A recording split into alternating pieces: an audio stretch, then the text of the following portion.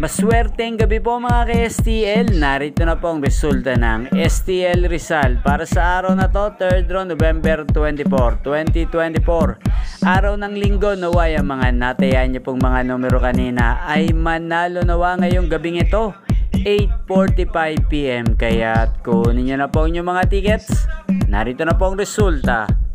Ang mga numerong nanalo sa STL Rizal ngayong gabing ito, November 24, 2024. Third draw result, 8:45 PM, 21 at 29 in exact order. Sa lahat po ng tumaya kanina para sa third draw ng 21 at 29, congrats po sa inyo. Panalo po kayo again.